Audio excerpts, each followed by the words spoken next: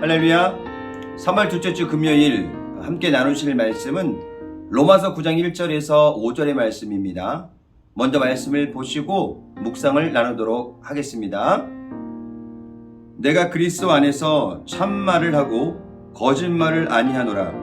나에게 큰 근심이 있는 것과 마음에 그치지 않는 고통이 있는 것을 내 양심이 성령 안에서 나와 더불어 증언하노니 나의 형제 곧 고륙의 친척을 위하여 내 자신이 저주를 받아 그리스도에게서 끊어질지라도 원하는 바로다. 그들은 이스라엘 사람이라 그들에게는 양자됨과 영광과 언약들과 율법을 세우신 것과 예배와 약속들이 있고 조상들도 그들의 것이요 육신으로 하면 그리스도가 그들에게서 나셨으니 그는 만물 위에 계셔서 세세 찬양을 받으실 하나님이시니라. 아멘. 오늘 로마서 9장은 사도 바울의 근심과 고통의 마음을 우리에게 전하고 있습니다. 무엇이 이토록 사도 바울에게 큰 근심이 되고 마음에 그치지 않는 고통이 되었을까요? 그것은 동족이 아브라함의 자손이라는 것에만 집중하고 예수 그리스도를 온전히 고백하지 못한 채 구원받았다고 생각하며 합당한 삶을 살고 있지 못하는 모습 때문이었습니다. 저는 사역을 하면서 다양한 성도들과 많은 이야기를 나눌 기회가 있었습니다. 목회 현장에서 가장 큰 비중을 차지하는 것 중에 하나는 상담입니다. 말씀을 전하고 기도하는 사역은 어쩌면 목회자에게 비중을 많이 차지하지만 상담은 성도들의 형편과 사정을 알게 되는 아주 중요한 사역 중에 하나입니다. 성도들과 상담을 하면서 성도들의 사정과 형편을 듣게 되면 그 성도가 얼마나 힘들게 이겨내고 있는지 알게 됩니다. 그러면 그 성도를 향한 기도는 더욱 간절해질 수밖에 없고 그 성도의 문제가 곧 저의 문제가 되어 문제 해결을 위해 함께 간절히 기도하게 됩니다. 오늘 사도 바울은 동족이 예수님을 믿지 않는 것 때문에 마음의 큰 근심과 고통이 그치지 않았다고 합니다. 지금 유럽에서는 전쟁의 공포 속에서 하루하루를 보내고 있습니다. 특별히 전쟁의 아픔을 직접 겪고 있는 우크라이나와 러시아는 전쟁의 공포 속에서 근심과 고통과 두려움에 있습니다.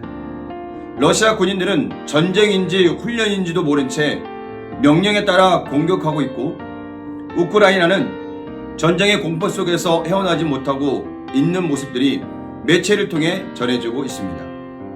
2차 세계대전 이후로 발발한 전쟁 중에 가장 큰 전쟁으로 기록되고 있는데 지금 전 세계는 이 전쟁이 속히 멈추길 간절히 소망하고 있습니다. 또한 우크라이나를 섬기고 있는 선교사님들의 마음이 지금 사도 바울의 마음처럼 근심과 큰 고통 속에서 신음의 기도를 드리고 있습니다. 이러한 마음의 표현이 오늘 3절에 기록되고 있습니다. 나의 형제 곧 고륙의 친척을 위하여 내 자신이 저주를 받아 그리스도에게 끊어질지라도 원하는 바로라. 쉬운 성경에는 이렇게 표현하고 있습니다. 만일 내 종족이 구원만 얻는다면 내가 저주를 받아 그리스도에게서 떨어져 나가는 한이 있더라도 나는 그렇게 되기를 바라고 있습니다. 마치 모세의 고백처럼 사도 바울도 동족을 위한 간절한 기도와 영혼을 사랑하는 마음이 그의 고백을 통해 그대로 전달되고 있습니다. 저는 오늘 사도 바울의 고백을 통해서 제 자신을 돌아보게 됩니다. 나는 과연 나에게 맡겨진 성도들을 위해 이러한 마음으로 사역에 임하고 있는가? 한 영혼의 구원을 위해 또한 동족의 잘못을 대신 짊어질 마음의 결단이 있는가? 때로는 몸이 힘들다는 이유로 바쁘다는 핑계로 성도들의 문제에 관심보다 내 삶이 우선이 아니었는지 돌아보게 되었습니다.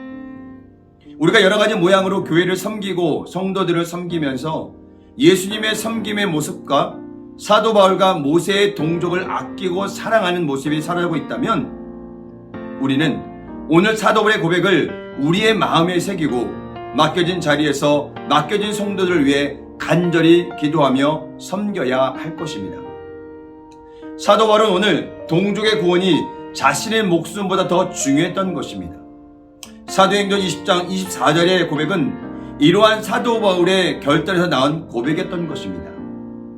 내가 달려갈 길과 주 예수께 받은 사명 곧 하나님의 은혜의 복음을 증언하는 일을 마치려 하면은 나의 생명조차 조금도 귀한 것으로 여기지 아니하노라. 오늘 3절에도 나의 형제 곧 고륙의 친척을 위하여 내 자신이 저주를 받아 그리스도에게서 끊어질지라도 원하는 바로라.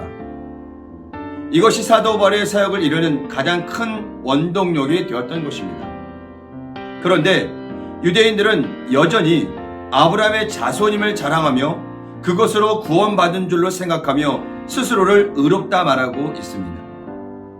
그러나 우리가 성경을 통해 알고 있듯이 구원은 오직 예수 그리스도를 믿음으로 받는 것이고 하나님이 우리를 의롭다 칭하실 때 의롭게 되는 것입니다.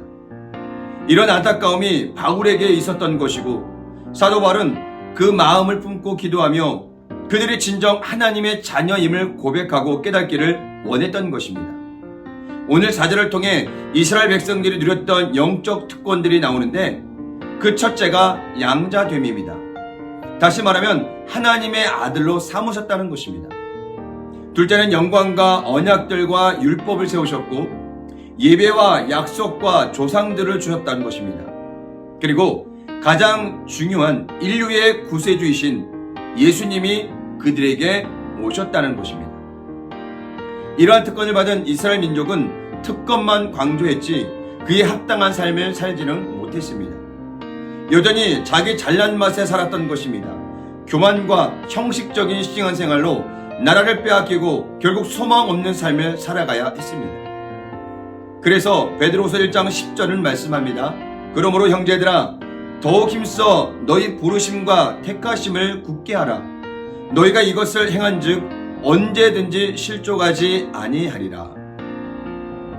그래서 우리는 역사를 통해 오늘을 살아가는 법을 배우게 되는 것입니다. 우리는 우리가 하나님의 자녀임을 잊지 말아야 하고 그 자녀들은 평생에 하나님을 찬양하며 주님만을 높이는 삶을 살아가야 하는 것입니다. 지금 우리의 신앙과 사역을 이끌어가는 원동력은 어디서 나오고 있을까요? 초대교회 신앙은 오직 예수 그리스도 그리고 복음을 향한 열정으로 그 믿음을 지켜왔고 그 상황을 피할 수 없을 때는 로마 원효 경기장에서 그렇게 순교의 피로 지켜왔던 것입니다. 사도 바울은 죄인 중에 괴수로 가장 늦게 예수를 만났지만 그 한 번의 만남이 사도 바울의 전환점이 되었고 자신을 사도로 부르신 은혜를 잊을 수가 없었던 것입니다. 그래서 사도 바울은 고백합니다. 나의 나된 것은 하나님의 은혜라고 사도 바울은 고백하고 있는 것입니다. 지금 우리에게 절실한 필요한 것은 바로 하나님의 은혜입니다. 그리고 복음에 대한 열정이요 사도 바울과 같은 영혼을 사랑하는 마음입니다. 민족을 위해 눈물로 기도했던 예레미야처럼 목숨을 버릴 각오로 복음을 위해 동족을 위해 달려갔던 사도 바울처럼 우리는 민족을 위해 그리고 교회를 위해 그리고 아직 예수님을 모르는 영혼들을 위해 우리는 거룩한 근심과 고통의 마음으로 그들을 위해 기도해야 합니다. 이러한 삶이 하나님의 자녀로 살아가는 구별된 모습입니다. 오늘도 여러분의 자리가 하나님의 은혜로 채워지는 복된 하루가 되시며 그 은혜로 말미암아 우리는 하나님의 자녀답게 하나님을 자랑하며 복음을 전하며 귀한 사명을 감당해야 될 것입니다. 그리고 모든 것이 하나님의 은혜임을 잊지 말아야 됩니다. 그런 마음 가지고 오늘 하루도 복된 하루가 되시길 주님의 이름으로 간절히 축원을 드립니다. 할렐루야.